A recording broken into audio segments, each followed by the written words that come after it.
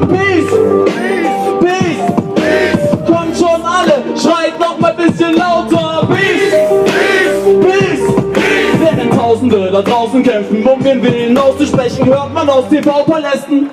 Nichts sie sind auch beschäftigt, anfangs laut die Menschen gegeneinander aufzuhetzen, neue Feindbilder aufzusetzen, kriegerische Hetze der installierten Presse. Journalisten helfen mir, Klienten Krisen abzuzetteln, die Geschichte wird vergessen, Berichterstattung schwächelt. Ich bin nicht bereit für eure Ziele Kinder herzuschenken. Wir sind Menschen, wir sind Schwestern und Brüder, und wo Hass uns hinbringen kann, kennen wir von früher. Gerade hier, gerade wir wollen nicht, dass das passiert, und für diese Meinung werden Aktivisten attackiert.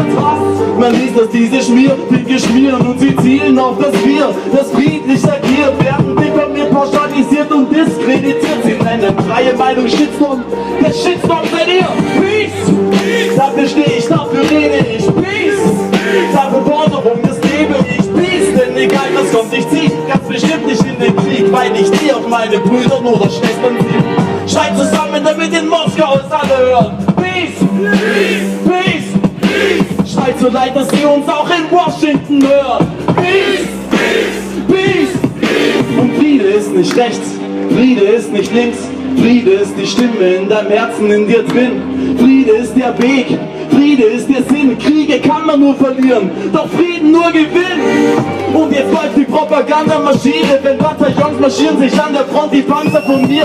Massenpsychologie aus ihren Gedanken verfliegen, wenn sie an manipulativen Taktiken schmieden, zieht sie noch unser Denken unumschwänglich, unterschwellig, unumgänglich. Was wir von dem Russen denken, was für ein Quatsch, man, das sind 140 Millionen Leute, geht auch so wie ich, mit denen ich mehr gemeinsam hab als jeden in der Politik. Keiner will Krieg, nur Banken, die der beiden Seiten Scheineleien um die Schulden plus Zinsen einzutreiben und Rüstungsindustrie.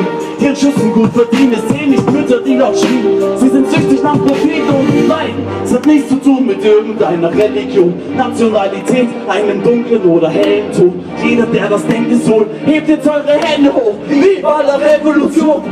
Schreit! Peace! Keine Forderung, das leben wir. Peace! Dafür stehe ich, dafür leben wir. Peace! Denn egal was kommt, wir ziehen ganz bestimmt nicht in den Krieg, weil wir nie auf unsere Brüder oder Schwestern ziehen. Schreit so laut für den Weltfrieden. Peace! Peace! Schreit so laut, dass die ganze Welt